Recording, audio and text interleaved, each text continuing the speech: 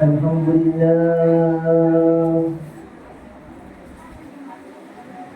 لله نحمده ونستعينه ونستغفره ونؤمن به ونتوكل عليه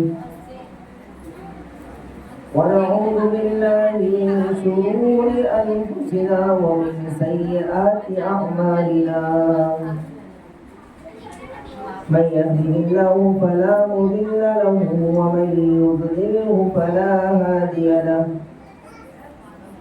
ونشهد أن لا إله إلا الله وحده لا شريك له ونشهد أن سيدنا وسندنا ونبينا ومولانا محمدا عبده ورسوله أما بعد فأعوذ بالله من الشيطان الرجيم بسم الله الرحمن الرحيم وإذا سألك عبادي عني فإني قريب أجيب دعوة الداعي إذا دعاني فليستجيبوا لي وليؤمنوا بي لعلهم يرشدون صدق الله مولانا العلي العظيم.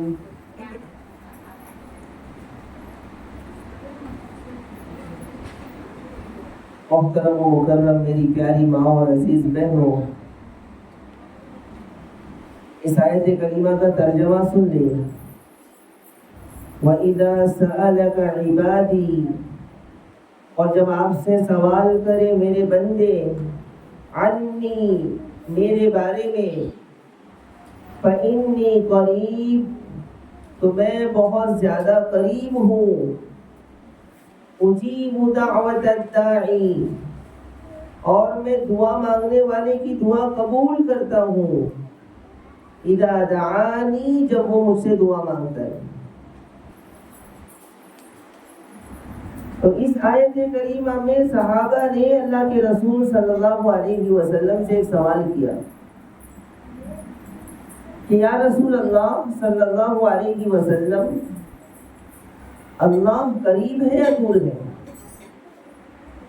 کہ جب ہم اللہ کو پکاریں اور اللہ سے دعا مانگیں تو کیا کریں؟ ہم کیا چیخ کر کے اللہ سے دعا مانگیں یا آہستہ دعا مانگیں؟ کیسے پکاریں اللہ تعالیٰ کو؟ تو یہ آیت کریمہ نازل ہوئی. اللہ تعالیٰ فرماتے ہیں ہمارے نبی صلی اللہ علیہ وسلم سے کہ جب آپ سے میرے بندے میرے بارے میں سوال کریں کہ میں کہاں ہوں، تو کہہ دیجئے کہ میں تو بہت قریب ہوں اور میں دعا مانگنے والے کی دعا قبول کرتا ہوں. اذا دعانی، جب وہ مجھ سے دعا مانگتے ہیں، مجھے پکارتے ہیں، تو میں فوراً ان کی دعا قبول کرتا ہوں. ادعوکم استجب لکم، کہ جب تم اللہ تعالیٰ سے دعا کرتے ہو تو اللہ تبارک و تعالیٰ تمہاری دعائیں قبول کرتا ہے. دنیا کا دستور یہ ہے کہ اگر ہم کسی سے کچھ مانگے تو وہ ناراض ہو جاتے ہیں. اگر کسی سے کوئی چیز مانگی جائے، ایک بار مانگا جائے تو ٹھیک ہے، 2 بار مانگے تو چہرہ بگاڑتے ہیں، اور بار بار مانگنے لگے تو وہ انسان آپ کو دیکھ کر بھاگنے لگتا ہے. لیکن اللہ کا قانون الگ ہے کہ اللہ کا قانون ایسا ہے کہ اگر آپ اللہ سے نہیں مانگیں گے تو اللہ ناراض ہوگا. حدیث کے اندر آتا ہے کہ نہیں مانگنے والوں سے اللہ ناراض ہوتا ہے. جو اللہ سے نہیں مانگتا اللہ ان پر غصہ ہوتا ہے، اور جو جتنا مانگتا ہے اللہ اس سے اتنا خوش ہوتا ہے. اللہ سے جو جتنا مانگتا ہے اللہ اس سے خوش ہوتا ہے. اللہ سے جو جتنا مانگتا ہے اللہ اس سے راضی ہوتا ہے، اس کے مقام کو بڑھاتا ہے. لیکن افسوس اس بات پر ہے کہ آج ہم نے اللہ سے دعا مانگنا ہی چھوڑ دیا ہے. اللہ سے دعا مانگنا ہم نے چھوڑ دیا. کون دعا کرتا ہے آج کل؟ نماز پڑھنے کا ہمیں وقت نہیں ملتا، ابھی نماز ختم ہوئی نہیں، چہرے پر ہاتھ پھرا اور ختم. ہماری جلدی نماز ہوئی اور نماز کے بعد بس ہاتھ اٹھایا تو اٹھایا، ورنہ وہ بھی نہیں. تو دعا کوئی مانگتا ہی نہیں آج کل. تہجد بھی جلدی ہم نے پڑھی، سحری کا بھی انتظام کرنا نہیں، دوسرے کام بھی ہے، بس تہجد کی نماز ختم ہوئی اور اس کے بعد دعا کا کوئی پتہ نہیں. حالانکہ ساری عبادتوں میں اہم عبادت تو دعا ہے. ساری عبادتوں میں اصل عبادت تو دعا ہے. دعا اگر دعا کی نہیں کی ہم نے تو کیا فائدہ؟ میں نماز پڑھ رہا ہوں، نماز کے بعد دیکھیں گے آپ کے نماز کے بعد استغفار پڑھنے کا حکم ہے. تو کیوں استغفار پڑھنا ہے؟ یا نماز میں جو بھی غلطی ہو گئی وہ معاف فرما دے. تو نماز پڑھنا اللہ کی بہت بڑی نعمت ہے، لیکن میں نے جو نماز پڑھی ہے یا اللہ اس نماز کو قبول فرما لے، یہ اصل چیز ہے. تو ہر عبادت کی اصل یہی ہے کہ اس کو اللہ تعالیٰ سے دعا کر کے قبول کروایا جائے. صحابہ کے بارے میں آتا ہے کہ صحابہ رضی اللہ عنہم اجمعین 6 مہینے تک اللہ سے دعا کرتے تھے کہ یا اللہ رمضان ہمیں عطا فرما. اور جب رمضان چلا جاتا تو 6 مہینے تک اللہ سے رو رو کر کے دعا کرتے کہ یا اللہ ہمارے رمضان کی ٹوٹی پھوٹی عبادت کو قبول فرما دے. تو اب تک تو ہم لوگ رمضان کے آنے کی خوشی منا رہے تھے کہ رمضان آنے والا ہے، 1 مہینہ باقی ہے، 1 ہفتہ باقی ہے، 1 دن باقی ہے، اور رمضان شروع ہوا، پہلا روزہ، دوسرا روزہ، اور دیکھتے دیکھتے 25 روزے تک پہنچ گئے ہم لوگ. اور مہمان آیا، رمضان آیا، مہمان کی طرف جانے والا ہے. تو ہم بھی اللہ سے کہیں کہ یا اللہ ہم نے تو کوئی خاص عبادت نہیں کی، یا اللہ جو بھی ہماری ٹوٹی پھوٹی عبادت ہے اس کو اپنی بارگاہ میں قبول فرما دے. جو بھی ہم نے ٹوٹی پھوٹی عبادت کی اللہ اس کو قبول فرما دے. تو اصل تو اللہ سے قبول کروانا ہے، اللہ سے قبول کروانا ہے کہ یا اللہ میرا روزہ قبول فرما، یا اللہ میری نمازیں قبول فرما، یا اللہ میری تہجد قبول فرما، یا اللہ میں نے جو بھی تیرے راستے میں مال خرچ کیا یا اللہ اسے قبول فرما. تو یہ اصل عبادت ہے. ورنہ خالی ہم نے نماز پڑھ لی، روزہ رکھ لیا اور اللہ تعالیٰ سے کوئی فریاد نہیں کی تو پتہ نہیں میری عبادتیں قبول ہوئی کہ نہیں ہوئی. تو آخری عشرے میں دعاؤں کا اہتمام، بہت زیادہ دعاؤں کا اہتمام ہونا چاہیے. عام طور پر کیا ہوتا ہے کہ شروع رمضان میں تو ہم لوگ بہت عبادت کرتے ہیں، بہت اہتمام کرتے ہیں، لیکن آخری عشرہ بازاروں کی نظر ہوتی ہے، شاپنگ میں، ادھر ادھر ملنے جلنے میں، اس طریقے سے ہمارا وقت ضائع ہو جاتا ہے. جبکہ یہ آخری وقت تو مزدوری لینے کا وقت ہے. یہ تو مزدوری لینے کا وقت ہے اللہ سے، کہ ہم نے جو بھی ٹوٹا پھوٹا عمل کیا ہے اس کی مزدوری اللہ کی طرف سے ملے. تو میں اس آیت کریمہ سے بتلانا یہ چاہتا ہوں کہ اللہ سے دعا مانگنے کی عادت ڈالیں. اللہ سے دعا مانگنا، اللہ کے رسول صلی اللہ علیہ وسلم نے فرمایا الدعاء مخ العبادہ، یہ دعا وہ تمام عبادتوں کی جڑ ہے، تمام عبادتوں کی اصل ہے، تمام عبادتوں کا خلاصہ دعا ہے کہ دعا کے بعد اللہ تعالیٰ ہماری عبادتیں قبول فرماتا ہے. دعا میں اللہ سے باتیں ہوتی ہیں. بندہ جب ہاتھ اٹھاتا ہے اور دعا مانگتا ہے تو وہ دعا میں اللہ سے باتیں کرتا ہے، وہ دعا میں اللہ سے باتیں کرتا ہے. تو میری مائیں اور بہنیں روزانہ کم سے کم 10 سے 15 منٹ تو دعا کے لیے وقت فارغ کرنا چاہیے ہمیں روزانہ، چاہے تہجد میں ہو، چاہے کسی نماز کے بعد ہو. بالکل سکون کے ساتھ بیٹھیں، تنہائی میں بیٹھیں اور دل کی گہرائی سے اللہ سے باتیں کریں، اور چاہے رونا آئے یا نہ آئے، بہتر تو یہ ہے کہ دعا میں رویا جائے. لیکن دعا میں اگر رونا نہیں بھی آتا ہے تو کم سے کم رونے جیسی شکل تو بنا لے، رونے جیسی شکل بنا لے، تو اللہ کو وہ شکل دیکھ کر بھی دعا سامنے والے کی قبول کر لیتا ہے۔ تو افضل تو یہی ہے کہ دعا میں اللہ کے سامنے رو، لیکن میرے گناہ اتنے زیادہ ہیں، میرے اعمال اتنے گندے ہیں کہ مجھے رونا نہیں آتا، تو آخری درجہ یہ ہے کہ میں دعا میں رونے جیسی شکل بنا کر اللہ سے مانگوں، تو اللہ کو رحم آتا ہے، اللہ کو پیار آتا ہے، اور اللہ ہماری دعائیں قبول کرتا ہے۔ تو دعا میں اللہ سے باتیں ہوتی ہیں، کتنی بڑی سعادت مندی ہے کہ میں دعا میں اللہ سے بات کر رہا ہوں، میں دعا مانگ رہا ہوں، میں اللہ سے بات کر رہا ہوں، لیکن میری مائیں اور بہنیں آج ہمارے پاس دعا کے لیے وقت نہیں، آج ہمارے پاس دعا کے لیے بالکل وقت نہیں ہے۔ مشکل سے نماز ہوئی، نماز کے بعد دعا نہیں، تہجد ہوئی، تہجد کے بعد دعا نہیں، قرآن پڑھا، قرآن کے بعد دعا نہیں، حالانکہ سب سے اصل تو دعا ہے۔ میں 5 وقت کی نماز پابندی سے پڑھ رہا ہوں ماشاءاللہ، ایک نماز کے بعد دعا نہیں ہوئی، تو پھر اس نماز ادھوری ہو گئی نماز۔ اس لیے دعاؤں کا اہتمام کریں، خود بھی دعا مانگیں، اپنے بچوں کو بھی دعاؤں کا عادی بنائیں، اور بچوں سے بھی دعا کروائیں، اللہ ان کی دعائیں زیادہ قبول کرتا ہے، بچوں کی دعائیں اللہ زیادہ قبول کرتا ہے، ماؤں کی دعائیں اللہ تعالیٰ زیادہ قبول کرتا ہے، لیکن افسوس ہے کہ آج ہم دعاؤں سے بہت دور ہو چکے ہیں۔ صحابہ کے پاس کیا تھا؟ صحابہ کا ہر کام دعا سے حل ہوتا تھا، ایسی ایسی دعائیں وہ کرتے تھے، اللہ سے اتنا گہرا تعلق تھا کہ اللہ ان کی دعاؤں سے مردے زندہ کر دیتا تھا۔ جب ان کے جانور کا انتقال ہوتا تو اللہ سے وہ ایسی دعا مانگتے کہ اللہ ان کی دعاؤں سے اس جانور کو زندہ فرماتا۔ تو یہ دعا کا مقام ہے، لیکن افسوس کہ آج ہم دعا کرنا چھوڑ چکے، آج ہم دعا کرنا بھول گئے۔ اس لیے میری ماں اور بہنیں اس کو بھی عبادت سمجھیں، جیسے نماز عبادت ہے، روزہ عبادت ہے، ایسے ہی دعا بھی بڑی عبادت ہے، اہم عبادت ہے۔ زیادہ سے زیادہ وقت میرا دعا میں لگے، اور میرے جو بھی ٹوٹے پھوٹے ہم نے عمل کیے ہیں، عبادت کیے ہیں، اس کو قبول کرنے کے لیے اللہ سے دعا کرنا۔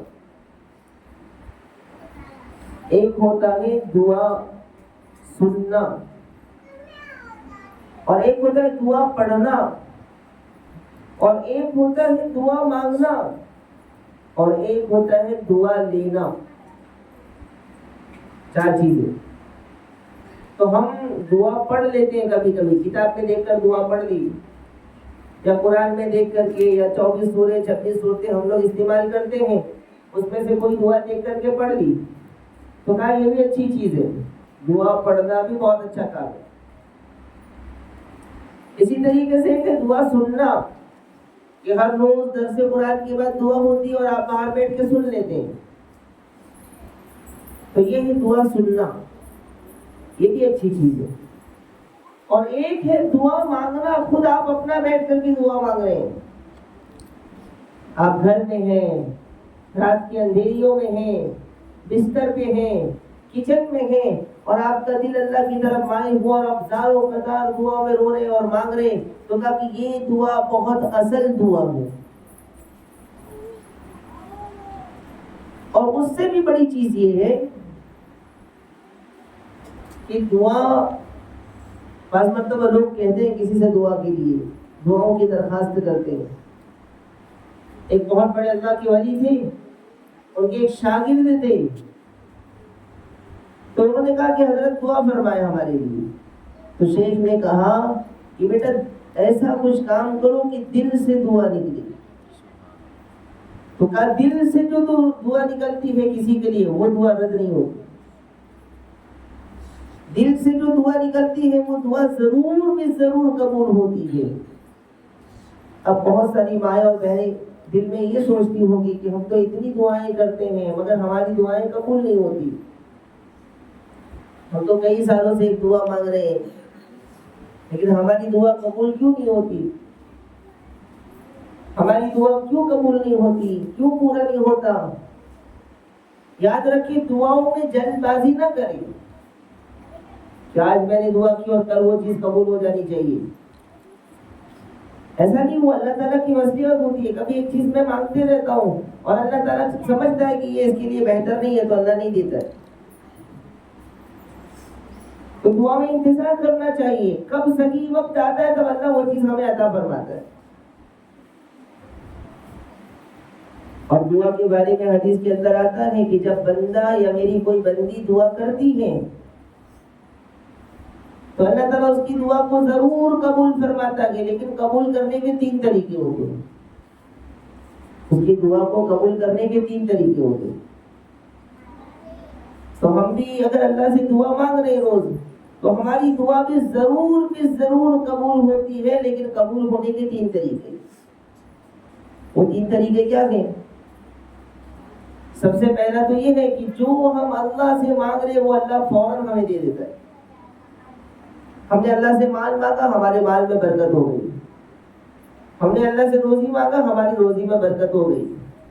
بیمار تھا, شفا مانگا, شفا مل گئی. تو کبھی کبھی تو ایسا ہوتا ہے کہ جو ہم مانگتے ہیں فوراً ہمیں مل جاتا ہے. اور دوسری صورت یہ ہے دعا کے قبول ہونے کی کہ اللہ اس دعا کو قبول نہیں کرتا کہ بلکہ اس سے بہتر کوئی چیز ہمیں عطا فرماتا ہے. جو ہم مانگ رہے ہیں اللہ تعالیٰ کو معلوم ہے کہ یہ میرا بندہ بہت مانگ رہا ہے لیکن یہ میرے بندے کے لیے بہتر نہیں ہے, تو اللہ اس سے بہتر کوئی چیز عطا فرما دیتا ہے. آپ دیکھیں گے زندگی میں کبھی کوئی ایسی چیز ہمیں مل جاتی ہے کہ ہم خود تصور کرتے ہیں کہ یہ تو میں نے کبھی اللہ سے مانگا ہی نہیں تھا اور میرے گمان میں بھی نہیں تھا, وہ چیز میرے پاس آ جاتی ہے. تو کہاں سے آ گئی؟ میں اللہ سے کچھ اور مانگ رہا تھا, اللہ نے کچھ اور عطا فرمایا.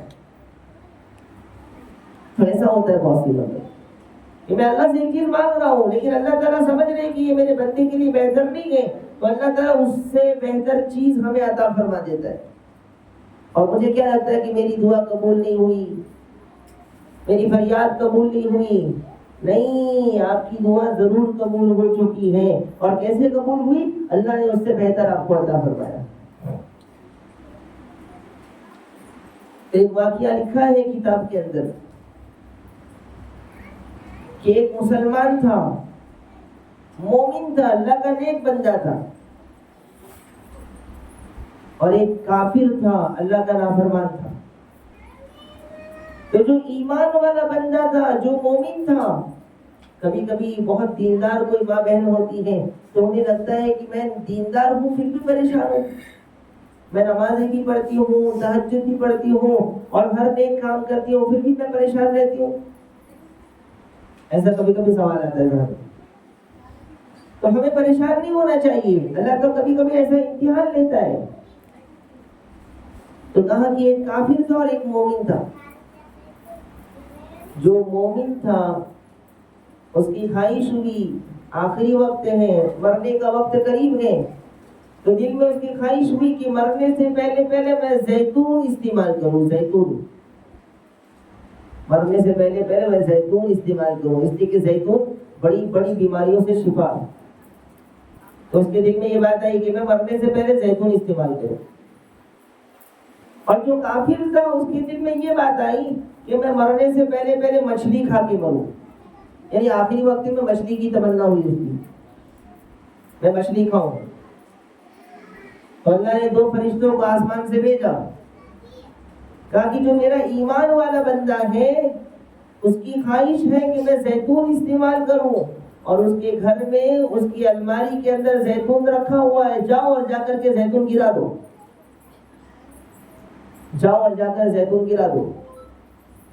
اور میرا جو کافر بندہ ہے وہ بھی مرنے والا ہے اور وہ دعا کر رہا ہے کہ مجھے مچھلی کھانا ہے, جاؤ اس کے گھر کے نہر کے اندر, اس کے گھر کے سامنے جو ایک تالاب ہے اس میں جا کر مچھلی ڈال دو. اب فرشتوں کو جب یہ حکم ہوا تو دونوں فرشتے آسمان سے اترنے لگے. زمین پر آنے سے پہلے دونوں فرشتوں کی ملاقات ہوئی. تو پوچھا کہ تم کہاں جا رہے ہو؟ تو ایک نے کہا کہ اللہ کا ایک بہت نیک بندہ ہے اور اس کی خواہش ہے کہ زیتون کھاؤں, اور اس کے گھر میں زیتون ہے, مگر اللہ نے حکم دیا کہ جاؤ زیتون گرا دو. اس نے پوچھا تم کہاں جا رہے ہو؟ کہ میں اس لیے جا رہا ہوں کہ اللہ کا ایک بہت نافرمان بندہ ہے، غیر مسلم ہے، کافر ہے، اور اس کی خواہش ہے کہ مچھلی کھاؤں، تو اس کے تالاب کے اندر مچھلی نہیں ہے، اللہ نے فرمایا کہ جاؤ مچھلی ڈال دو۔ تو دونوں فرشتوں کو بڑا تعجب ہوا کہ اللہ کا نیک بندہ ہے، ایمان والا ہے، اس کے گھر میں زیتون ہے اور گرانے کا حکم، اور جو غیر مسلم ہے اس کے تالاب میں مچھلی نہیں ہے تو مچھلی ڈالنے کا حکم۔ یہ کیسا انصاف ہے؟ بڑا عجیب سا لگ رہا تھا کہ اللہ کا نیک بندہ ہے، تو ہونا تو یہ چاہیے تھا کہ زیتون اللہ تعالیٰ اس کو عطا فرماتے ہیں، لیکن فرشتوں کو فرمایا کہ جاؤ زیتون رکھا کے اس کو گرا دو، اور وہاں مچھلی نہیں ہے، مچھلی عطا فرماؤ۔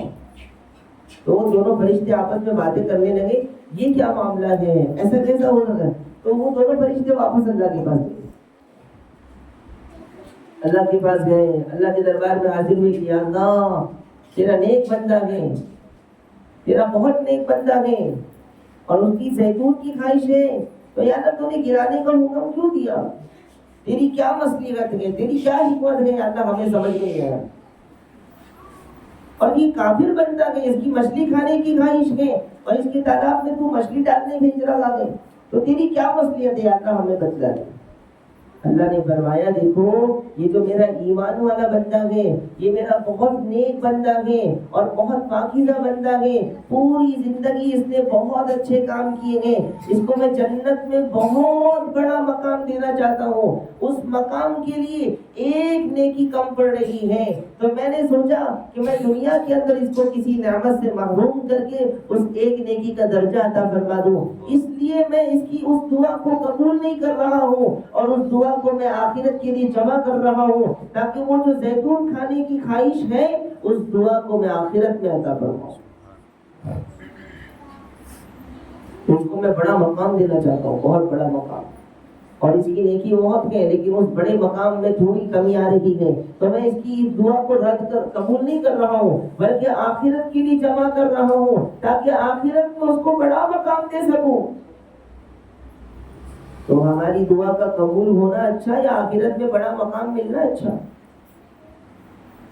دنیا میں کوئی چیز ملے گی تو کیا ملے گی، اور آخرت میں جو چیز ملے گی وہ ہمیشہ باقی رہنے والی ہوگی۔ تو کافر کے بارے میں پوچھا تو اللہ تعالیٰ کی طرف سے جواب آیا کہ یہ میرا کافر بندہ یہ تو جنت میں جائے گا نہیں، لیکن اس نے دنیا میں کوئی اچھا کام کیا تھا، تو میں نے سوچا کہ مرنے سے پہلے اس کی نیکی کا بدلہ اس کو دنیا میں دے دیا جائے، اس لیے کہ ایمان والوں کو بدلہ ملے گا جنت، اور کافر تو جنت میں جائیں گے نہیں، ہمیشہ ہمیشہ جہنم میں جائیں گے، تو جو کافر دنیا میں اچھا کام کرتا ہے کہ اس کو بدلہ دنیا میں مل جاتا ہے۔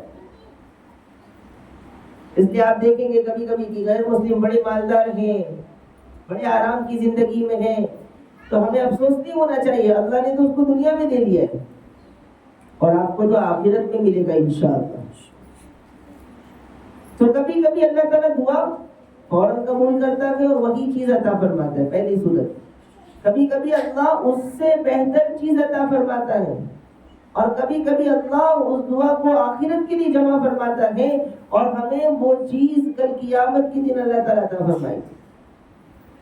ایک انسان کل قیامت کے دن دیکھے گا کہ میری تو کوئی نیکی نہیں ہے، اچانک سے نیکیوں کا پہاڑ لایا جائے گا اور کہا کہ یہ تمہارا ہے، تو وہ کہے گا یا اللہ میں نے تو ایسا کچھ کیا ہی نہیں ہے، یا اللہ میں نے تو ایسی کوئی بڑی نیکی نہیں کی ہے، تو فرمایا جائے گا کہ تم نے نہیں کیا تھا، لیکن تم دعا کرتے تھے، تم دعاؤں میں روتے تھے اور ایک چیز مانگتے تھے، اور تمہاری وہ دعا قبول نہیں ہوتی تھی، تو وہ دعا ہم نے آخرت کے لیے جمع کیا، اور اس کو جمع کر کے اتنا بڑا خزانہ بنا، اور یہ وہ تمہاری دعائیں ہیں جو دنیا میں تم مانگتے تھے اور قبول نہیں ہوتی۔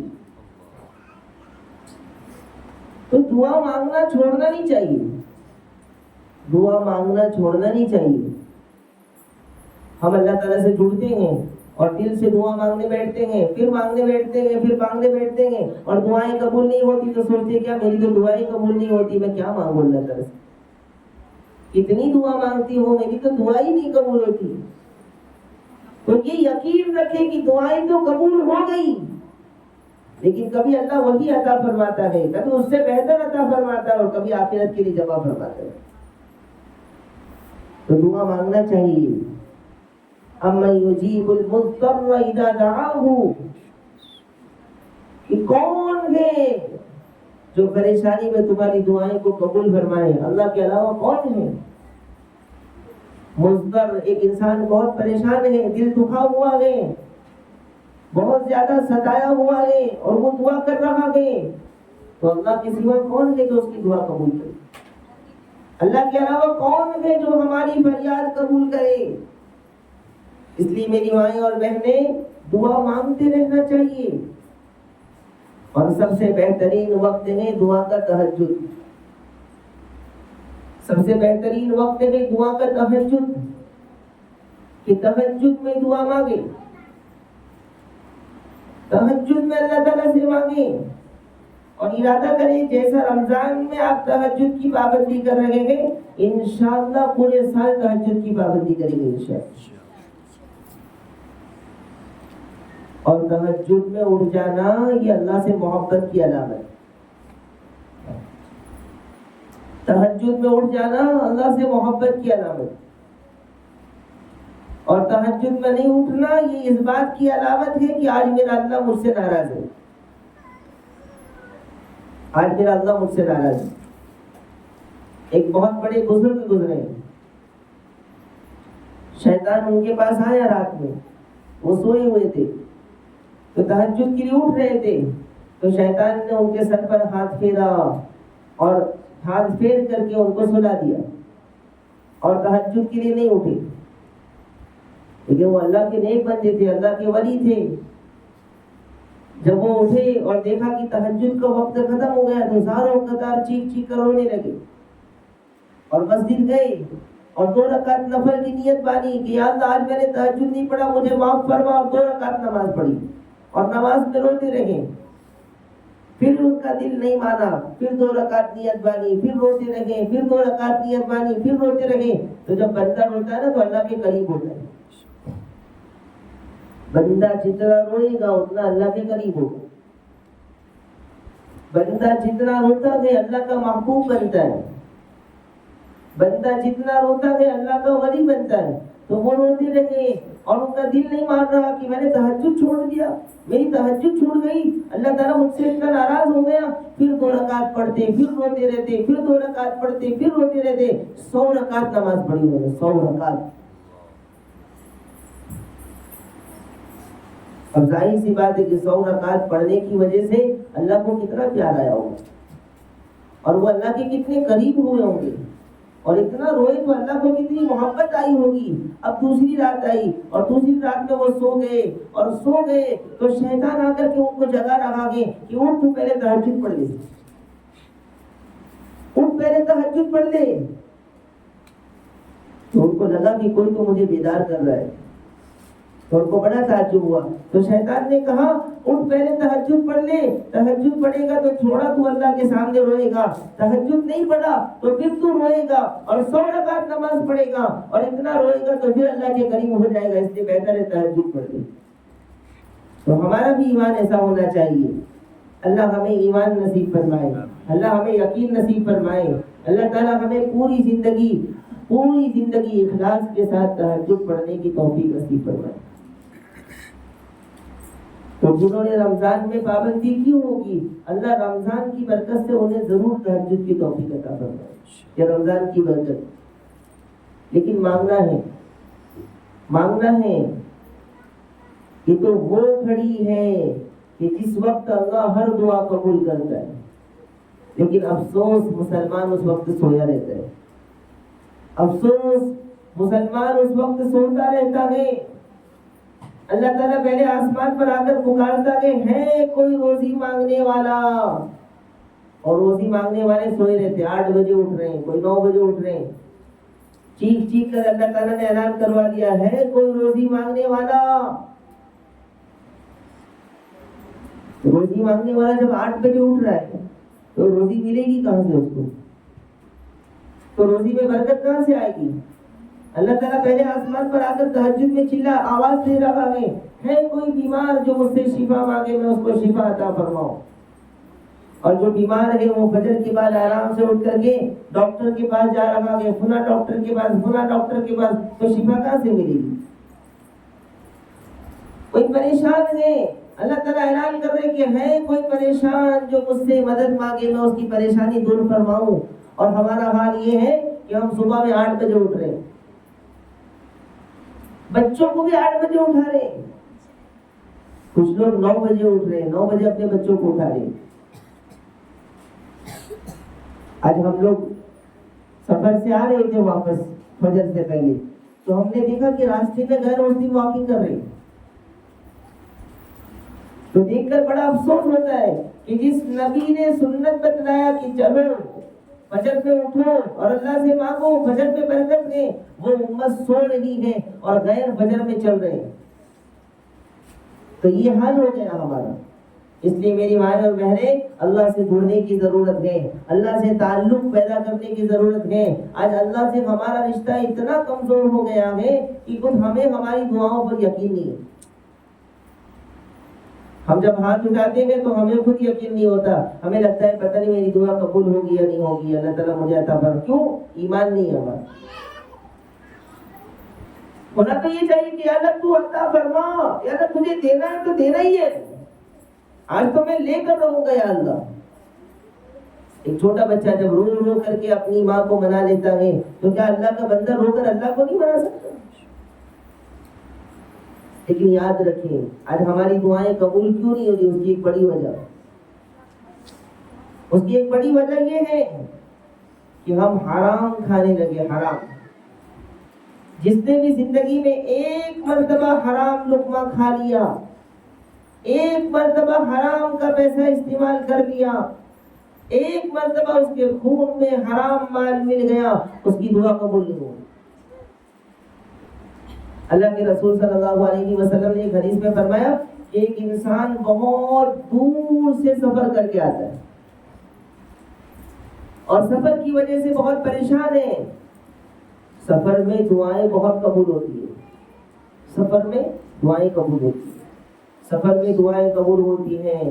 مغرب کی اذان سے پہلے دعائیں قبول ہوتی ہیں، جمعہ کے دن دعائیں قبول ہوتی ہیں، راتوں میں دعائیں قبول ہوتی ہیں. کچھ گھڑیاں ایسی ہیں جس میں دعائیں قبول ہوتی ہیں. تہجد میں انسان جو مانگے گا وہ ملے گا. مغرب کی اذان سے پہلے ہم تو مغرب کی اذان کے 10 منٹ کے بعد نماز پڑھنے کے لیے کھڑے ہوتے ہیں، تو کہا کہ مغرب کی اذان ہونے والی ہو اس وقت دعاؤں کے لیے بیٹھ جائے، اس وقت دعائیں بہت قبول ہوتی ہیں. تو کہا کہ ایک انسان سفر کر کے آیا، دور دراز سے سفر کر کے وہ انسان آیا. سفر کی وجہ سے اس کے کپڑے بھی گندے ہو گئے، اس کے بال بھی خراب ہو گئے، اور بہت بھوک کی حالت میں، پیاس کی حالت میں تڑپ کر کے وہ ایک سفر کر کے کسی جنگل میں ریگستان کے میدان میں چلا گیا، اور اس میدان میں کھڑے ہو کر کے زاروں قطار رو رو کر کے اللہ تعالیٰ سے دعا کر رہا ہے. لیکن اس کی دعائیں کیسے قبول ہوگی؟ اس لیے کہ اس نے جو کھانا کھایا ہے وہ حرام کا کھایا ہے، جو پانی پیا ہے وہ حرام کا پیا. تو ہمارے نبی فرماتے ہیں کہ اس کی دعا کیسے قبول ہوگی؟ تو آج ہماری دعائیں جو قبول نہیں ہو رہی، اس کی ایک بڑی وجہ یہ بھی ہے، اس کی ایک بڑی وجہ یہ بھی ہے، اس کی ایک بڑی وجہ یہ بھی ہے کہ ہم حرام کھانے لگے ہیں آج کل. اور یہ بات ہم نہیں سمجھے مگر انگریز سمجھ گئے. یہ بات ہم نہیں سمجھے، انگریز سمجھ گئے. جب انگریز اس ملک کے اندر آئے 1601 عیسوی کے اندر، اور مسلسل 100 سال تک محنت کرتے رہے اور اس ملک پر ان کا قبضہ نہیں ہوا، تو برطانیہ سے کچھ بڑے بڑے لیڈر آئے اور انہوں نے پورے ملک کا سروے کیا، اور پھر دلی کے اندر بہت بڑی میٹنگ ہوئی. تو اس میٹنگ کے اندر 3 باتیں آئی. کہا جب تک یہ 3 باتیں پائی جائیں گی اس ملک پر قبضہ نہیں ہو سکتا.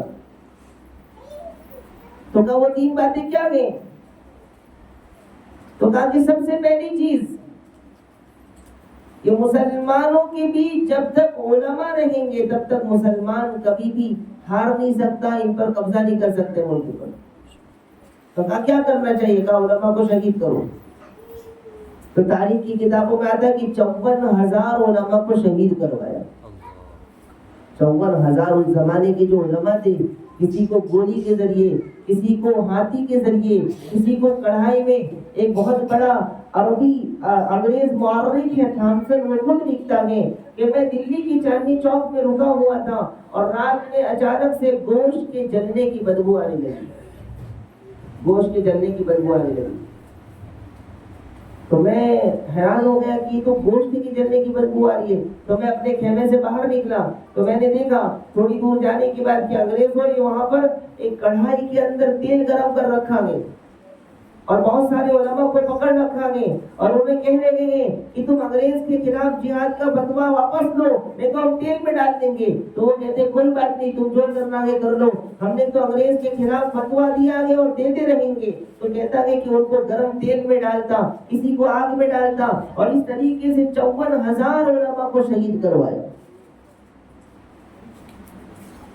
اور دلی کے اندر چاندنی چوک ہے، تو کہا کہ چاندنی چوک سے لے کر پشاور تک راستے کا کوئی درخت ایسا نہیں تھا، راستے کے سائڈ میں جو درخت ہوتے ہیں ہر درخت کے اوپر کسی نہ کسی عالم کی لاش لٹکی ہوئی۔ اس لیے میری مائیں اور بہنیں اپنے بچوں کو حافظ قرآن بنائیں، اپنے بچوں کو عالم بنائیں اور علماء سے محبت کریں، حافظ قرآن سے محبت کریں۔ تو یہ پہلی چیز، مجھے یہ نہیں بتلانا ہے، مجھے کوئی بتلانا کچھ اور ہے۔ اور دوسری بات جو انہوں نے کہی وہ آپ کے سامنے پہلے آ چکی ہے۔ دوسری چیز کیا کہا؟ جب تک مسلمانوں کا تعلق قرآن سے ہے، جب تک مسلمان کا رشتہ قرآن سے ہے، یہ قرآن پڑھتے تو اللہ سے باتیں کرتے ہیں اور قرآن پڑھتے ہیں تو اللہ کی مدد آتی ہے۔ تو کہا قرآن کو ختم کرو۔ تو کہا کیسے ختم کریں گے؟ کہا کہ قرآن جلاؤ۔ تو تاریخ میں آتا ہے کہ 1 لاکھ سے زیادہ قرآن کریم جلا دیا۔ اور اب انگریزوں نے کہا کہ اب ہمیں جلانے کی ضرورت نہیں ہے۔ کہا کیوں ضرورت نہیں ہے؟ کہا کہ مسلمان پڑھتے ہی نہیں ہے۔ تب پڑھتے تھے تو جلانے کی ضرورت تھی، اب تو مسلمان پڑھتے ہی نہیں ہے تو جلانے کی کیا ضرورت ہے؟ گھروں میں سالوں سے قرآن پڑھا ہوا ہے، بند ہے، اس پہ گرد و غبار ہے، وہ خراب ہو چکے ہیں، لیکن کوئی اس کو کھولنے، کوئی اس کو سینے سے لگانے تیار نہیں ہے۔ اس لیے میری مائیں اور بہنیں، شروع میں بھی آپ نے وعدہ کیا تھا کہ ہم قرآن سے محبت کریں گے اور قرآن سیکھیں گے انشاءاللہ، اس لیے کہ میرا اللہ کا کلام ہے۔ اور تیسری جو اہم بات جو میں آپ کو بتلانا چاہتا ہوں، انگریزوں نے کہا کہ مسلمانوں کے پاس ایک ہتھیار ہے، جب یہ ہتھیار استعمال کرتے ہیں تو اللہ کی مدد آتی ہے۔ تو کہا کون سا ہتھیار ہے؟ کہ مسلمانوں کے پاس ایک ہتھیار ہے، دعا۔ الدعاء سلاح المؤمن، کہ دعا یہ مومن کا ہتھیار ہے۔ تو کہا جب مسلمان اللہ سے ہاتھ اٹھا کر دعا کرتا ہے اللہ کی مدد آ جاتی ہے۔ تو کہا کہ اس ہتھیار کو ختم کرنا پڑے گا، جب یہ ہتھیار ختم ہو جائے گی تو مسلمان کی دعا قبول نہیں ہوگی، تو اللہ کی مدد نہیں آئے گی۔ بدر میں 1000 مشرکین تھے اور 313 صحابہ تھے، اور تلوار نہیں، تیر نہیں، تو دعاؤں کی برکت سے اللہ نے فرشتوں کو بھیجا۔ تو کہا کہ کیسے ختم کیا جائے ان کی دعاؤں کو؟ تو کہا کہ آسان طریقہ ہے۔ کہا کیا کہ کہا ان کو حرام مال کھلاؤ، ان کو سود کھلاؤ، ان کو سود کھلاؤ۔ تو جب یہ بٹی کے پیسے استعمال کریں گے، جب یہ سود استعمال کریں گے، حرام مال کھائیں گے، جب ان کی عورتیں گھروں میں جا کر کے سنگ سے پیسے نکالیں گی اور سنگ کے پیسے لا کر کے استعمال کریں گی، جو حرام ہے حرام ہے حرام، تو کہا کہ اس کی وجہ سے پھر ان کی دعائیں قبول نہیں ہوں گی۔ تو میرے بارے میں کوئی نہیں جانتا کہ میں نے حرام کھایا کہ نہیں کھایا، آپ کے بارے میں کوئی نہیں جانتا، لیکن ہمارے دل سے فیصلہ کریں۔ کیا ہمارے کھانے کے اندر حرام تو شامل نہیں ہے؟ کیا ہماری پینے کے اندر حرام تو شامل نہیں ہے؟ کیا ہمارے گھر کے اندر جو استعمال ہونے والی چیزیں ہیں اس میں حرام تو شامل نہیں ہے؟ اگر حرام شامل ہیں تو یاد رکھیں میری مائیں اور بہنیں، ہم تہجد میں بھی دعا مانگیں گے تو دعا قبول نہیں ہوگی۔ تہجد میں اٹھ گئے، رو رہے ہیں، چلا رہے ہیں، اور پھر بھی ہماری دعائیں قبول نہیں ہوں گی۔ کیوں نہیں ہوں گی؟ اس لیے کہ ہمارے پیٹ میں حرام لقمہ جا چکا ہے، ہمارے پیٹ میں حرام کھانا جا چکا ہے، جس کی وجہ سے ہماری دعائیں قبول نہیں ہوں۔ تو ایسا تو نہیں ہے نا کہیں. اس لیے ہمیں چاہیے کہ دل کی گہرائی سے حرام مال سے بچیں، حرام سے بچیں. روزی کا ذمہ تو اللہ نے لے لیا ہے، اللہ نے روزی کا ذمہ لیا ہے. وہ ساری مخلوقات کو کھلاتا ہے، تو کیا انسان کو بھوکا چھوڑ دے گا؟ لیکن یاد رکھیں جب آپ حرام کے پیچھے پڑیں گے اللہ حرام کے حوالے کر دے گا. جب آپ سود کے پیچھے پڑیں گے اللہ سود کے حوالے کر دے گا. جب آپ حرام مال کے پیچھے لگ جائیں گے اللہ تعالیٰ کہے گا جا بندے تو حرام پر بھروسہ کرتا ہے، حرام کے حوالے. اور جب ہم اللہ پر یقین کریں گے تو اللہ تعالیٰ کہے گا میرے بندے جب تو میرے پاس آیا ہے اور مجھ پر یقین ہے تو میں تیری ضرور مدد کروں گا. اس لیے اللہ پر یقین رکھیں، حرام مال سے بچیں، حرام مال سے بچیں. آج کے زمانے کے اندر بہت مشکل ہو گیا، ہر گھر میں سودی کاروبار ہیں، ہر گھر میں سود کے پیسے لینے دینے ہو رہے ہیں. اس لیے میری ماں اور بہنیں اب آپ گھر کی ذمہ دار ہیں. اللہ نے آپ کو گھر کی ملکہ بنایا ہے. آپ کی ذمہ داری ہے کہ ہمارے گھر کے اندر کون سا مال آ رہا ہے، میرا شوہر کون سا مال لا رہا ہے، کہیں وہ حرام تو نہیں، کہیں وہ اللہ کو ناراض کرنے والا تو نہیں. اس کی فکر ہونی چاہیے، اس کے لیے کوشش ہونی چاہیے. اپنی روزی کو پاکیزہ بنائیں، اپنی زندگی کو پاکیزہ بنائیں، ورنہ ہم دعا کرتے رہیں گے ہماری دعائیں قبول ہوں. ہم اللہ سے مانگتے رہیں گے اللہ تعالیٰ ہماری دعا قبول نہیں فرمائے گا. اللہ تعالیٰ کو رحم آئے گا لیکن اللہ تعالیٰ فرماتے میرے بندے تو نے حرام کھا رکھا ہے، تیری دعا کیسے قبول ہوگی؟ اور دعاؤں کے قبول ہونے کا ایک طریقہ یہ بھی ہے کہ ہم جب بھی دعا کریں تو صرف اپنے لیے دعا نہ کریں، صرف اپنے لیے دعا نہ کریں بلکہ اپنے بھائی کے لیے دعا کریں، اپنی بہن کے لیے دعا کریں. اس لیے کہ اللہ کے رسول صلی اللہ علیہ وسلم نے ارشاد فرمایا کہ جب بندہ اپنے بھائی کے لیے دعا کرتا ہے کہ اللہ میرا بھائی بیمار ہے اسے شفا عطا فرما، یا اللہ میرا بھائی پریشان ہے اس کی پریشانی کو دور فرما. تو جب مومن بندہ اپنے بھائی کے لیے دعا کرتا ہے تو ایک فرشتہ اللہ تعالیٰ بھیجتے ہیں اور وہ فرشتہ کہتا ہے کہ یا اللہ یہ جو اپنے بھائی کے لیے مانگ رہا ہے وہ اس کے لیے بھی قبول فرمائے. تو میں دعا کروں تو پتہ نہیں قبول ہوگا یا نہیں ہوگا، لیکن جب فرشتہ میرے لیے بیٹھ کر دعا کرے گا تو وہ دعا قبول ہو جائے گی. اس لیے دعا ہمیشہ اپنے لیے صرف نہیں بلکہ امت کے لیے بھی مانگنی چاہیے.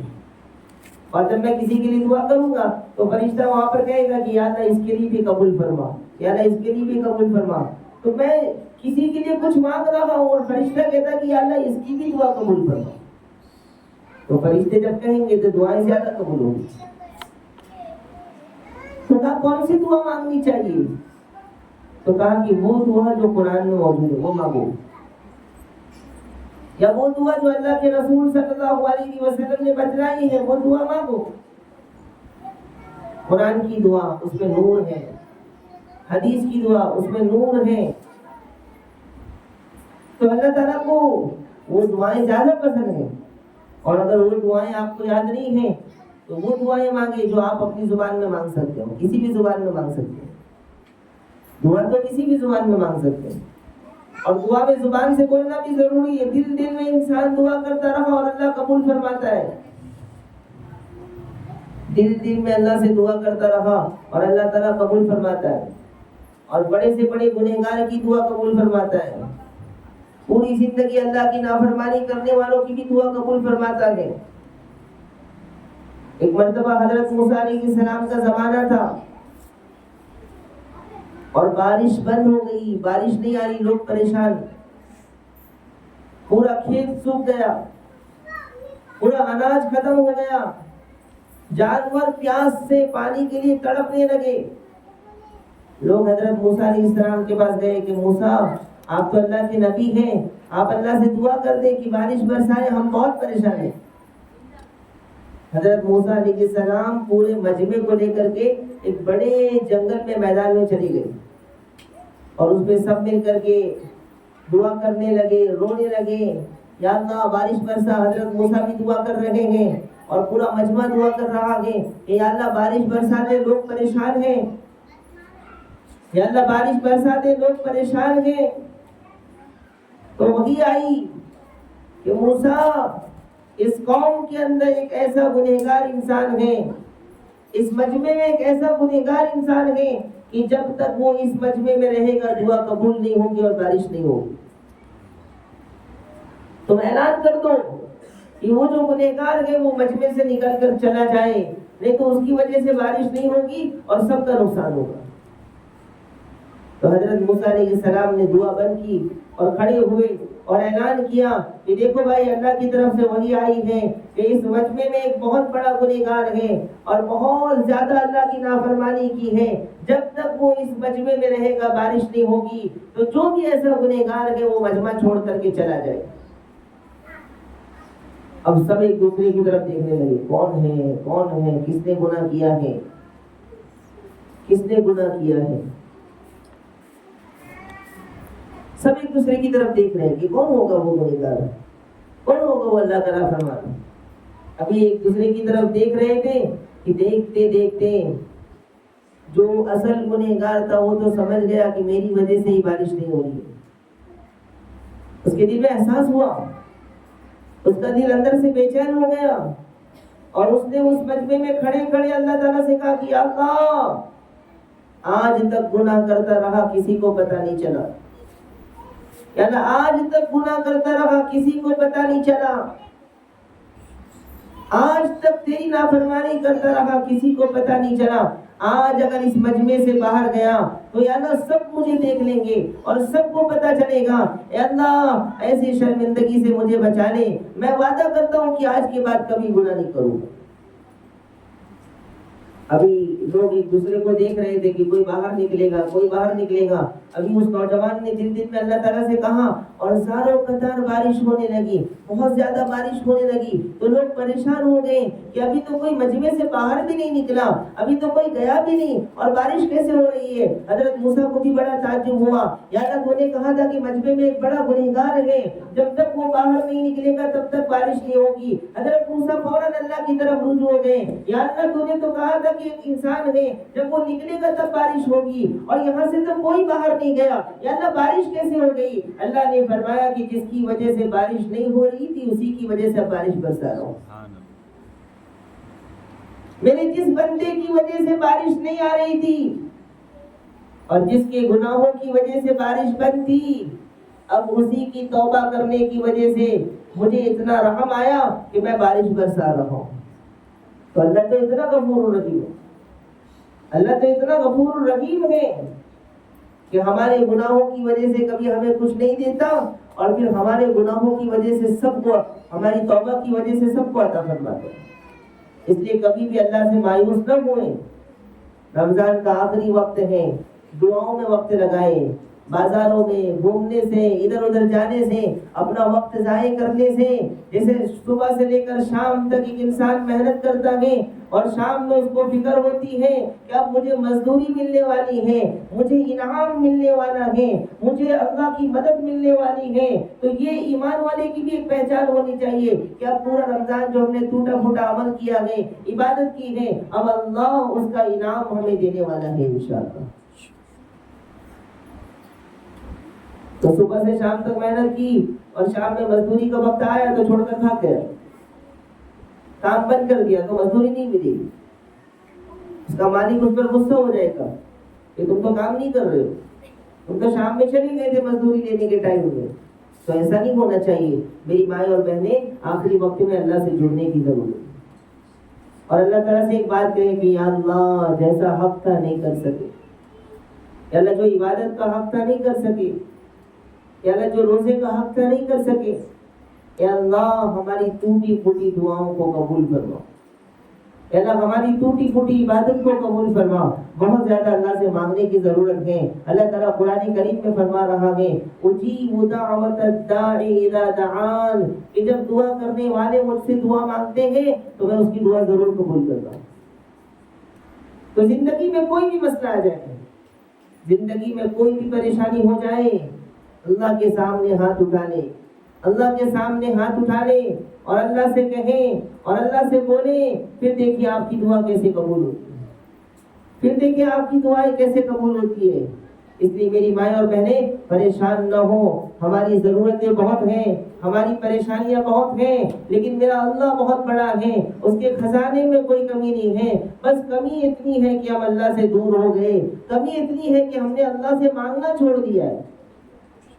جب ہمیں کوئی ضرورت ہوتی ہے پہلے ہی ہم دنیا پر نظر ڈالتے ہیں کہ کہاں سے میری ضرورت پوری ہوگی, کیسے مسئلہ حل ہوگا, کہاں سے یہ کام ہوگا. کہیں سے نہیں ہو سکتا جب تک اللہ نہ چاہے, کوئی کچھ نہیں کر سکتا. اس لیے ارادہ کریں کہ جب بھی کچھ مانگیں گے اللہ سے مانگیں گے انشاءاللہ, اللہ کے سوا کسی سے نہیں مانگیں گے. یہ یقین ہونا چاہیے, اور اس یقین کے ساتھ جب دعا کریں گے تو اللہ ہماری دعائیں قبول کرتا ہے. ایک حدیث کے اندر یہاں تک بھی آتا ہے کہ جب بندہ دعا کرتا ہے اور بندے کو ایسا لگتا ہے کہ پتہ نہیں میری دعا قبول ہوگی کہ نہیں ہوگی, تو نہیں قبول ہوتی ہے. تو کا یقین ہونا چاہیے کہ میں میرے اللہ سے مانگ رہا ہوں اور میرا اللہ ضرور قبول کرے گا اور ضرور مجھے دے گا. تو دعا میں یقین ہونا چاہیے, دعا میں یقین ہونا چاہیے کہ نہیں, مجھے میرے اللہ پر پورا یقین ہے, مجھے میرے اللہ پر پورا یقین ہے کہ وہ مجھے ضائع نہیں کرے گا, وہ مجھے ضائع نہیں کرے گا, وہ مجھے ضائع نہیں کرے گا. تو پھر دیکھیں اللہ کیسے آپ کی مدد کرتا ہے.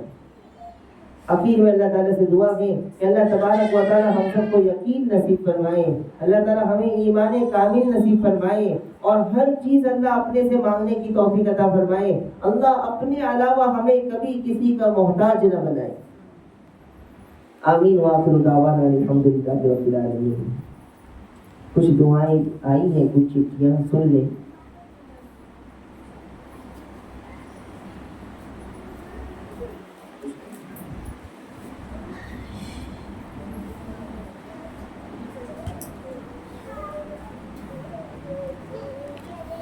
ذیشان بابا خان, سبیحہ چندی گاؤں, ان کی کامیابی کے لیے, ایگزام میں کامیابی کے لیے ان کے لیے دعا کرنا ہے. اللہ تعالیٰ انہیں خوب کامیابی عطا فرمائے.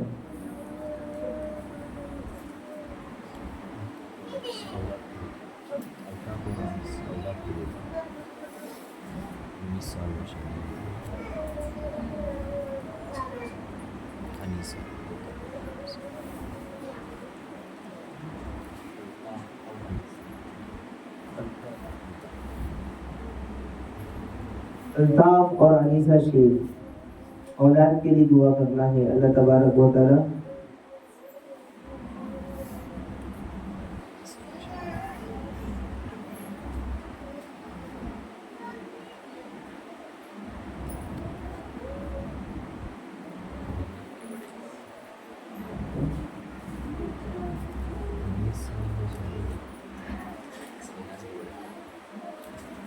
اللہ تبارک و تعالیٰ ان کی دعاؤں کو قبول فرمائے.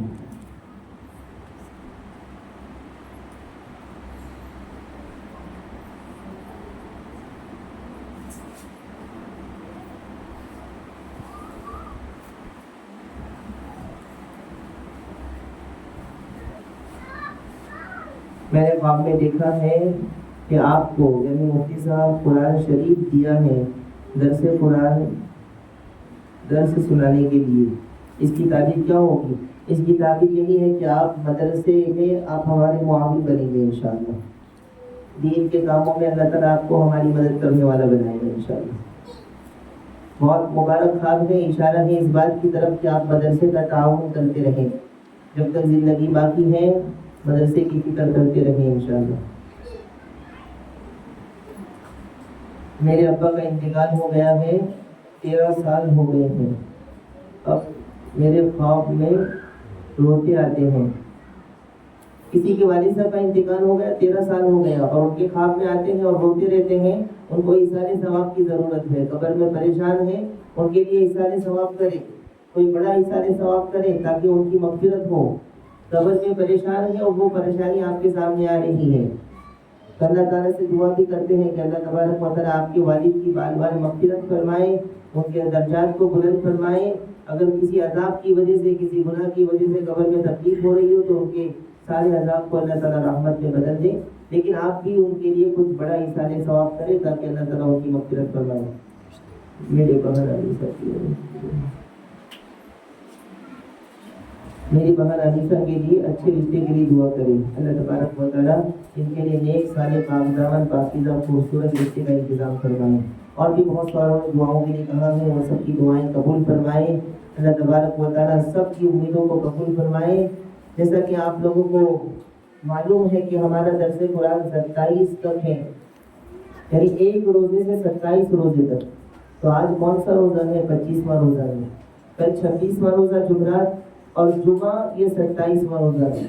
تو انشاءاللہ جمعہ کے دن ہمارا درس قرآن ختم ہوگا۔ اب دیکھیں، سب سے پہلی چیز رمضان کا آخری عشرہ ہے۔ دوسری چیز رمضان کے آخری عشرے میں بھی 27 کی تاک رات ہے، رات میں تاک رات ہوگی، اور صبح جو ہے بہت مبارک دن ہوگا، رات بھی مبارک اور دن بھی مبارک۔ تو رمضان کا آخری عشرہ ایک، دوسرا کہ 27 کی تاک رات ہوگی اور اس کا روزہ ہوگا، کتنا مبارک دن۔ تیسرا جمعہ کا بھی دن، اور چوتھا درس قرآن ختم۔ تو چار قبولیت کی چیز جمع ہو رہی ہے کہ رمضان کے آخری عشرے میں دعا قبول، ایک 27 کی تاک رات ہوگی اور اس کے دن کا روزہ ہوگا، تو اس دن کی دعائیں قبول ہوتی ہے، رات میں دعائیں قبول ہوتی ہے، تو بہت مبارک چیز۔ اور تیسرا جمعہ کا دن، جمعہ کے دن بھی دعائیں قبول ہوتی ہے۔ اور چوتھا درس قرآن ختم، جس دن قرآن ختم ہوتا ہے یا درس قرآن ختم ہوتا ہے اس دن ہر دعا قبول ہوتی ہے۔ اس لیے میری مائیں اور بہنیں، درس قرآن ہمارا انشاءاللہ جمعہ کے دن ختم ہوگا، لیکن سب سے گزارش ہے کہ درس قرآن جب جمعہ کے دن ختم ہونے والا ہے تو اس دن جلدی آنے کی کوشش کریں۔ بہتر ہے کہ آپ 10 بجے یہاں پہنچ جائیں تاکہ جلدی پروگرام شروع ہو، اس لیے کہ اس دن تھوڑا لمبا پروگرام ہوگا اور جمعہ بھی آتا ہے۔ اس لیے سب سے گزارش ہے کہ 10 بجے تک پہنچنے کی کوشش کریں تاکہ جلدی ہمارا پروگرام شروع ہو۔ اور یہ یقین کے ساتھ آئے کہ آج رمضان کا آخری عشرہ بھی ہے، 27 کی تاک رات بھی گئی ہے، اور جمعہ کا دن بھی ہے، اور درس قرآن بھی ختم ہے، کہ آج جو بھی میں نیت لے کر کے جاؤں گی وہ اللہ تعالیٰ قبول فرمائے۔ اس نیت کے ساتھ آپ آئے، آپ کی نیت کے مطابق فیصلہ ہوگا، آپ کی نیت کے مطابق برکت ہوگی۔ پورے 27 دن جو ہم نے درس قرآن سنا، جو باتیں آئی، جو تکلیف برداشت کی، جو گرمی برداشت کی، جو مشقت برداشت کی، ان ساری چیزوں کا اجر اللہ تعالیٰ ہمیں عطا فرمائے گا 27 دن۔ تو کہیں ایسا نہ ہو کہ ہم پورے 26 دن رہے اور 27 کو ہم نے چھٹی کر دی تو ہم معلوم رہ جائیں گے۔ پورے 24 دن تو 25 دن تو ہم آئے، لیکن آخر کے 2 دن میں ہم نے چھٹی کر دی تو پھر ہمیں کوئی اللہ کی نعمت نہیں ملے گی۔ اس لیے انشاءاللہ جمعہ کے دن درس قرآن ختم ہوگا۔ جن کو دعاؤں کے لیے درخواست کرنی ہے وہ نام لکھائیں، اپنے مرحومین کے لیے، اپنی جائز نیتوں کے لیے، اور یقین بھی رکھیں کہ انشاءاللہ اس دن ہماری دعائیں قبول ہوں گی انشاءاللہ۔ جب یقین ہوگا تو پھر اللہ تعالیٰ فیصلہ فرمائے گا۔ تو انشاءاللہ یہ آپ لوگوں کو اطلاع دی جاتی ہے کہ جمعہ کے دن درس قرآن ختم ہوگا، جمعہ کے دن 11 بجے کے بجائے 10 بجے آنے کی فکر کریں تاکہ جلدی شروع ہو اور جلدی ختم ہو، اور اس کی دعوت بھی چلائیں کہ اور بھی ہماری وہ بہنیں اور وہ مائیں جو اب تک درس قرآن میں نہیں آئی تو وہ بھی کم سے کم دعا میں شامل ہو جائیں۔ اگر آپ کے رشتہ دار دور بھی رہتے تو انہیں بلائیں اور ان کو بتائیں کہ درس قرآن ختم ہونے والا ہے اور 4 مبارک چیزیں جمع ہیں، تو اس دن ہماری ہر دعا قبول ہوگی، اس دن ہر دعا اللہ تعالیٰ جو ہے قبول کروائے گا۔ تو سب کو دعوت دیں، اور جتنے لوگ آپ کی وجہ سے آئیں گے اور دعا میں شامل ہوں گے اللہ تبارک و تعالیٰ آپ کے لیے صدقہ جاریہ بنائے گا۔ تو انشاءاللہ درس قرآن ہمارا جمعہ کے دن ختم ہوگا، اس کے لیے دعا بھی فرمائیں کہ اللہ تعالیٰ ہمارے درس قرآن کو قبول فرمائے اور ہمارے لیے نجات کا ذریعہ بنائے۔ ہماری مائیں اور بہنیں وقت سے پہلے بھی آنے والی یہاں پر بہت ساری ہے۔ 11 بجے کا ٹائم تھا درس قرآن کا، لیکن 11 بجے اگر مدرسے میں کبھی داخل ہوا تو بہت ساری مائیں اور بہنیں 11 بجے سے پہلے آ کر بیٹھی رہتی ہیں، تو ان کے دل میں اللہ کے قرآن کی محبت، اللہ کے قرآن کی عظمت، ان کو میں کیا کہوں، اللہ ہی انہیں اجر عظیم عطا فرمائے گا انشاءاللہ۔ اور کچھ مائیں اور بہنیں اتنے ادب سے، سکون سے، سلیقے سے بیٹھتی ہیں کہ اللہ ہی ان کے بہترین بدلہ عطا فرمائے۔ تو درس قرآن کے ختم کی دعوت چلائیں اور زیادہ سے زیادہ ماں اور بہنوں کو درس قرآن میں لانے، ختم دعا کے وقت لانے کی کوشش کریں تاکہ وہ بھی ہماری دعاؤں میں شامل ہو سکیں. اللہ تبارک و تعالیٰ آپ کی برکت سے ان لوگوں کی دعائیں بھی قبول فرمائے اور ان کی بھی ضرورتیں پوری ہوں. اس لیے جمعہ کے لیے دعوت چلائیں. اور الحمدللہ ہمارا سفر تالی کوٹ کا تھا. کل ہم لوگ تراویح کے بعد یہاں سے تالی کوٹ گئے. الحمدللہ کافی لوگ تھے یہاں کے, اس میں مدرسے کے طلبہ بھی تھے. تو بچوں نے دیکھا کہ اور بڑوں نے بھی دیکھا کہ وہاں پر کیسی دعا ہوئی. توبہ کی مجلس, توبہ کی مجلس. اور توبہ کی مجلس میں انسان اپنے گناہوں سے سچی پکی توبہ کرتا ہے. تو انشاءاللہ آپ کی بھی توبہ کی مجلس ہوگی. لیکن میری خواہش تھی کہ جہاں آپ درس قرآن میں آ رہے ہیں وہیں جتنے بھی مرد حضرات ہیں, جتنی مائیں بیٹھی ہیں, اگر کسی کے شوہر ہیں, کسی کے بھائی ہیں, کسی کے بیٹے ہیں, کسی کے والد ہیں, تو میں سوچ رہا تھا کہ ہمارے مدرسے کے اندر رات میں 27 کی رات میں توبہ کی مجلس ہو. اور اس توبہ کی مجلس میں آپ اپنے گھر کے مرد حضرات کو بھیجیں اور اس کے اندر انشاءاللہ توبہ ہوگی اور اس میں ذکر کی مجلس ہوگی. تو جو لوگ گئے ہیں انہوں نے دیکھا, شاید کل کچھ لوگ جو میرے ساتھ آئے انہوں نے زندگی میں پہلی بار توبہ کی مجلس دیکھی ہوگی.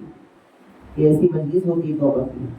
اس میں ابو طلحہ کے والد صاحب بھی تھے ماشاءاللہ الحمدللہ, اور مدرسے کے طلبہ بھی تھے, کئی لوگ تھے. تو میں چاہتا ہوں کہ ہمارے مدرسے میں بھی ایک رات 27 کی رات بڑی مبارک رات ہوتی ہے. اس رات میں اگر آپ سب تیار ہو تو انشاءاللہ توبہ کی مجلس ہو, تاکہ آپ اپنے گھر کے مرد حضرات کو بھیجیں اور سب کی توبہ اللہ تعالیٰ قبول فرماتا ہے اس رات کو. آپ کے لیے صبح میں ہوگی مجلس جمعہ کے دن, اور جو مرد حضرات ہوں گے ان کی مجلس رات کو ہوگی. تو اگر آپ کی اجازت ہو اور آپ تیار ہو کہ ہم ہمارے گھر کے مرد حضرات کو بھیجیں گے انشاءاللہ, تو اس کے لیے انشاءاللہ مدرسے کے اندر 27 کی رات میں توبہ کی مجلس اور ذکر کی مجلس اور دعا کی مجلس انشاءاللہ رکھیں گے. درود شریف پڑھیں.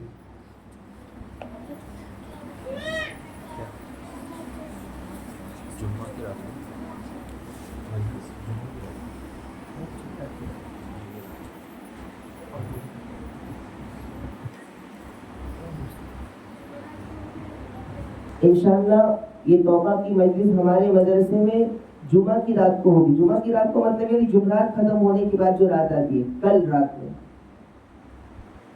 جیسے جمعرات جیسے ختم ہوتی ہے اور اس کے بعد جو رات آتی ہے وہ 27 کی رات ہوگی. سمجھ میں آ رہی بات؟ یعنی کل رات جو ہوگی وہ 27 کی رات ہوگی. آج 25واں روزہ ہے اور آج کی رات 26 کی رات ہوگی, اور کل 26 کا روزہ ہوگا اور رات 27 کی رات ہوگی. تو انشاءاللہ 27 کی رات بھی مبارک اور 27 کا دن بھی مبارک. سمجھ میں آ رہی میری بات؟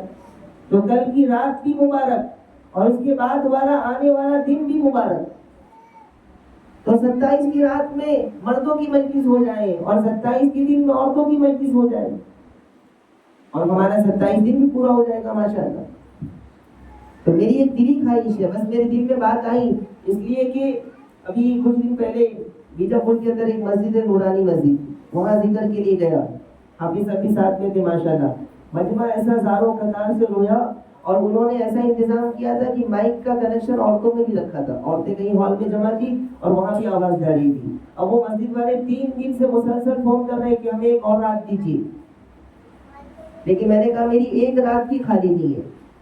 اب 27 کی رات بھی میری خالی نہیں ہے, ایک مسجد میں میرا پروگرام ہے, تو انشاءاللہ وہاں سے ختم کرنے کے بعد ہمارے مدرسے میں رکھیں گے.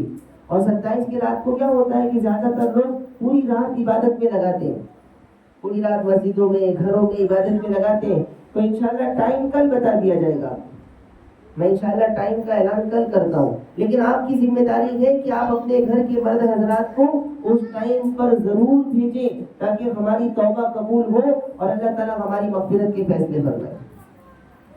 تو کل رات میں انشاءاللہ مردوں کی مجلس ہوگی, اور انشاءاللہ اس کے بعد والی صبح میں 10 بجے سے انشاءاللہ آپ کی مجلس ہوگی, اور آپ کی مجلس میں بھی ختم قرآن, درس ختم قرآن ہوگا, اور انشاءاللہ اس کے بعد توبہ کی مجلس بھی ہوگی تاکہ اللہ تعالیٰ ہماری بھی توبہ قبول فرمائے. درود شریف پڑھیں. اللهم صل على محمد وعلى ال محمد كما صليت على ابراهيم وعلى ال ابراهيم انك حميد مجيد.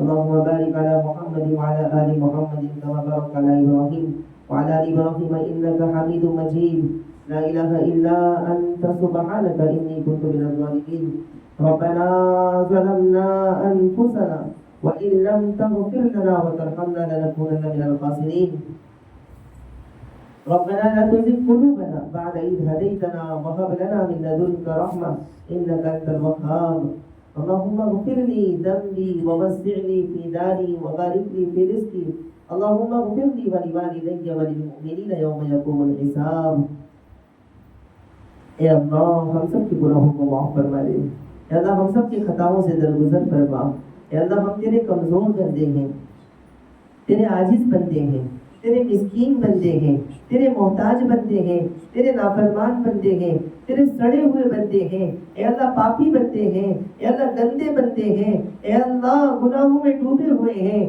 اے اللہ ہم سب کے گناہوں کو معاف فرما دے اے اللہ ہم سب کے خطاؤں سے درگزر فرما اے اللہ ہمیں اپنے نیک بندوں میں شامل فرما لے ہمیں اپنے پاکیزہ بندوں میں شامل فرما لے اے اللہ ہم گناہ کرنا نہیں چاہتے ہیں اے اللہ ہمیں گناہوں کے دلدل سے نکال دے اے اللہ رمضان آنے والا تھا اب تو رمضان جانے والا ہے اے اللہ ہم نے رمضان کا حق ادا نہیں کیا اے اللہ جیسی عبادت کرنا تھا نہیں کر سکے اے اللہ ہماری توبہ قبول فرما لے اے اللہ ہماری توبہ قبول فرما لے اے اللہ ہماری توبہ قبول فرما لے اے اللہ ہماری توبہ قبول فرما لے اے اللہ ہمیں معاف فرما دے یقیناً ہم ہمارے گناہوں کی وجہ سے پریشان ہیں یقیناً ہم ہمارے گناہوں کی وجہ سے مصیبت میں پھنسے ہوئے ہیں اے اللہ ہماری مغفرت فرما اے اللہ ہماری توبہ قبول فرما ہمارے پورے گھر والوں کی مغفرت فرما اے اللہ اس پورے مجمع کا نام جہنم سے نکال کر جنت الفردوس میں لکھ دے اے اللہ ہم سب کی مغفرت کا اعلان فرما دے ہم سب کی مغفرت کا اعلان فرما دے اے اللہ ہمارے گھر کے ہر فرد کو معاف فرما دے اے اللہ ہمیں جو بیمار ہے سب کو شفائے کاملہ عاجلہ مستمرہ دائمہ نصیب فرما جو پریشان حال ہے ان کی پریشانیوں کو دور فرما جو مقروض ہے غیب سے ان کے قرض کے پورا ہونے کی شکلیں اور صورتیں پیدا فرما دے اے اللہ ہمارے گناہوں کی وجہ سے ہمیں اپنی نعمتوں سے محروم نہ فرما اپنی عبادت سے محروم نہ فرما اے اللہ ہمیں اپنے گناہوں کی وجہ سے ہمارے گناہوں کی وجہ سے نماز سے اور تہجد سے محروم نہ فرما اے اللہ ہمیں نمازوں کی پابندی کی توفیق نصیب فرما ہمارے بچوں کو بھی نمازی بنا ہمارے بڑوں کو نمازی بنا ہمارے والدین کو نمازی بنا اے اللہ بہت سے نے دعاؤں کے لیے کہا ہے کہتے رہتے ہیں اے اللہ بہت سے لوگ دعاؤں کی درخواست کرتے ہیں مجھے نہیں معلوم ان کے دل میں کیا کیا امیدیں ہیں اے اللہ ان سب کے دل کی تمام دعاؤں کو قبول فرما ان کے دل میں جو بھی دعائیں ہیں اس کو قبول فرما اے اللہ بہت سے لوگ بیمار ہیں شفا کے لیے کہا سب کو شفا عطا فرما بہت سے کے والدین رشتہ دار انتقال کر چکے ہیں ان سب کی بال بال مغفرت فرما اے اللہ ہمارے درس قرآن کو قبول فرما اے اللہ آنے والی ماں اور بہنوں کو قبول فرما پابندی کے ساتھ فکر کے ساتھ دل میں تیری محبت لے کر تیرے حبیب کی محبت لے کر تیرے قرآن کی محبت لے کر یہ ہماری مائیں اور بہنیں آئی ہیں اے اللہ ان کے لیے دنیا اور آخرت کی کامیابی کے فیصلے فرما دے اے اللہ ان کے لیے جنت الفردوس کے فیصلے فرما دے اے اللہ ان کے لیے اے اللہ دنیا اور آخرت کی کامیابی عطا فرما دے اے اللہ ان کے گھروں میں برکت عطا فرما ان کے گھروں میں برکت عطا فرما اے اللہ ہمیں مانگنا نہیں آتا ہم تجھ سے کیسے مانگے ہمیں سمجھ میں نہیں آتا اے اللہ جو مانگا وہ بھی عطا فرما جو مانگنے سے رہیں گے وہ سب عطا فرما اے اللہ ہمیں بھی نیک بنا ہمارے بچوں کو بھی نیک بنا ہمیں بھی نمازی بنا ہمارے بچوں کو بھی نمازی بنا اے اللہ اس مدرسے کو قبول فرما اس مدرسے کو قبول فرما پڑھنے پڑھانے والوں کو قبول فرما اے اللہ یہاں کے ہر بچے کو جو بچہ یہاں پڑھنے کے لیے آئے ان سب کو دین کا داعی اور سپاہی بنا ان سب کو دیندار بنا ماں باپ کی آنکھوں کی ٹھنڈک بنا پوری دنیا کے اندر دین کے علم کے پھیلنے کا ذریعہ بنا ہمارے مدرسے کو اے اللہ جو لوگ ہمارے مدرسے کا تعاون کر رہے ہیں ان کی بال بال مغفرت فرما ان کے درجات کو بلند فرما اے اللہ انہیں خوب کامیابی اور ترقی نصیب فرما اے اللہ انہیں خوب کامیابی اور ترقی نصیب فرما اے اللہ ہمیں مخلص احباب اور مخلص معاون عطا فرما اے اللہ ہمیں حرمین شریفین کی زیارت نصیب فرما حج عمرے کی توفیق نصیب فرما. اے اللہ جتنے لوگ درس قرآن میں جمع ہوئے سب کی مغفرت فرما. اے اللہ سب کی دلوں کی تمام دعاؤں کو قبول فرما. جو نہیں آ سکے انہیں آنے کی توفیق عطا فرما. ہماری تمام دعاؤں کو اپنے فضل و کرم سے قبول فرما. ربنا تقبل منا انك انت السميع العليم وتب علينا انك انت التواب الرحيم. جزا الله عنا محمد ما هو اهله صلى الله عليه وسلم برحمتك يا ارحم